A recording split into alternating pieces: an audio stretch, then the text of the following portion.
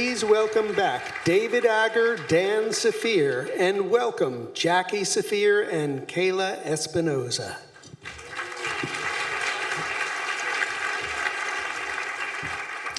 John, receiving the Sinton Award is another example of your setting the bar in generosity and leadership.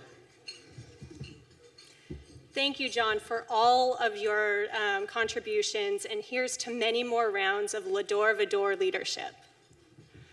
So, John, you got this. Signed, sealed, and delivered. Come on up.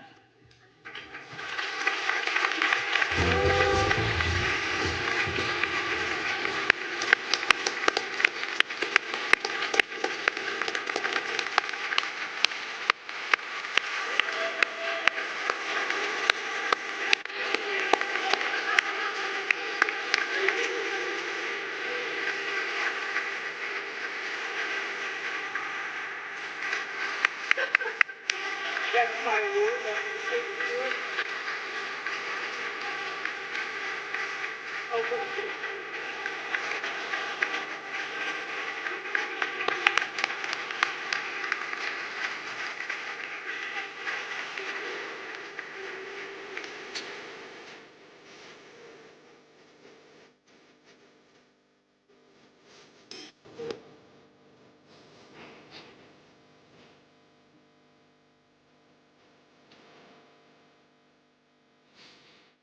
I'd like to meet the guy in that slideshow. I'm glad everybody got here on time. Mo and I initially went to the Four Seasons Landscaping, and then we realized, no, that's not where we're supposed to be. Also, I want to apologize if you thought you were coming to hear JB. Trust me, if he knew there was a microphone in an audience, he'd have been here. I'm touched and honored to be standing here today, but in the immortal words of Wayne Campbell and Garth Algar, I'm not worthy. Robert Sinton was a beloved and important civic and business leader, both within the Jewish community and well beyond. So it's particularly meaningful that this honor is named for him. Sincere thanks to the Jewish Community Federation and to Dan and Jackie Saphir and Kayla Espinoza and David Agger for serving as co-chairs. I owe a huge debt of thanks to our philanthropic team, Amy Rubino, who is our enthusiastic and endlessly patient leader, along with Mike Berkowitz and the team at Third Plateau. Mo and I are grateful. That slide shows as much Amy as it is me. Mo and I are grateful for your sage wisdom and guidance. And a special thanks to Joyce Sitsky and Rebecca Randall and the very talented crew at the Jewish Community Federation. I'm thrilled and impressed with the strategic direction that you're pursuing, and I'm proud to be in the work with you.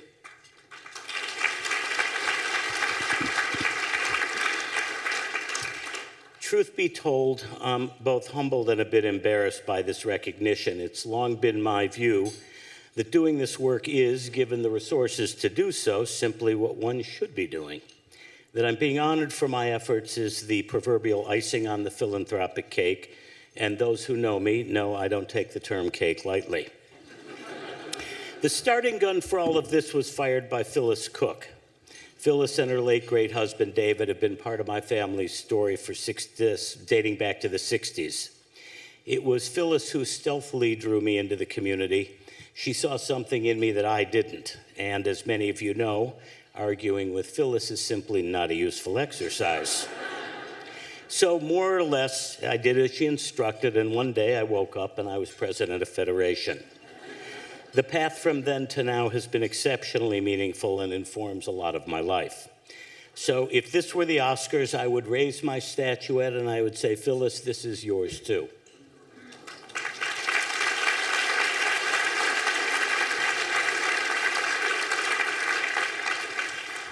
I have to say I was surprised at how much I enjoyed my tenure as president of Federation. They were years filled with a myriad of challenges and learning, from guiding it through a leadership transition to working to ensure that our mission wasn't merely sustained, but evolved to meet the needs of the community.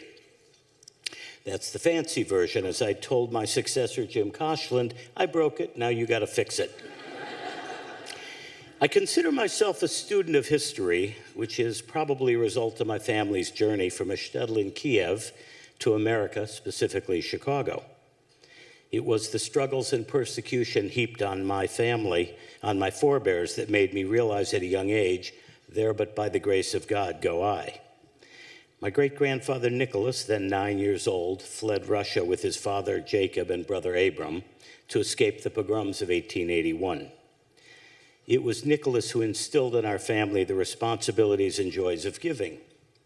His story is a testament to the power of resilience and the belief that with freedom comes that responsibility.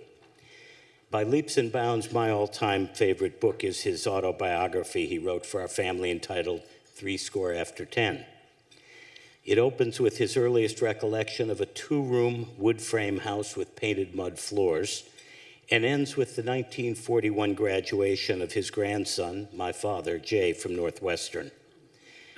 It's easy to be blinded by my family's success, but ours is but one story among many millions of other immigrant stories.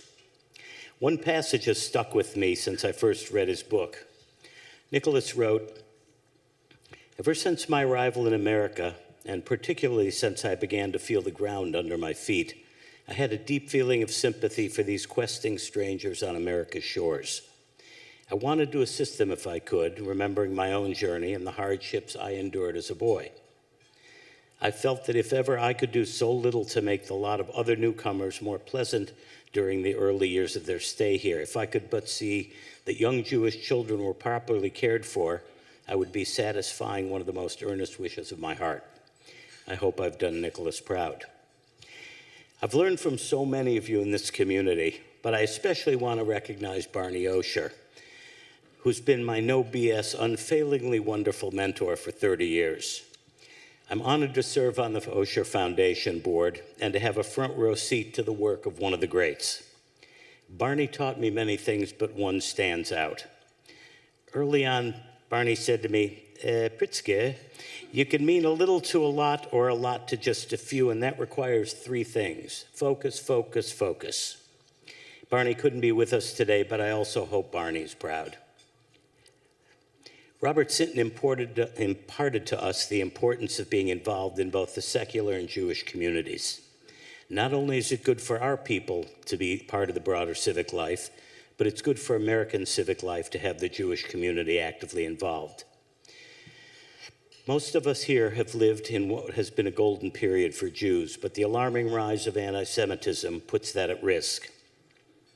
I don't need to tell you about the challenges that Israel, the American and global Jewish communities, and U.S. democracy itself are facing right now. This is a moment that demands leadership. We need leaders who are deeply involved in American civic life, in defending Israel, as well as protecting our communities, supporting Israel, and fighting anti-Semitism. In a lot of ways, these are the same fights. Finally, I thought I'd share some thoughts which might offer you the opportunity to consider what motivates your efforts in the community. Look for the opportunities others don't see or value. Speak out and be visible when and where it matters. Philanthropy comes in many forms. Money is good, elbow grease is too. Partner with people and organizations who have strong leadership and execution skills. This is my favorite, is Harry Truman said, "It's amazing what you can accomplish if you don't care who gets the credit." And finally, give back from whence you came. I thank you sincerely for this recognition.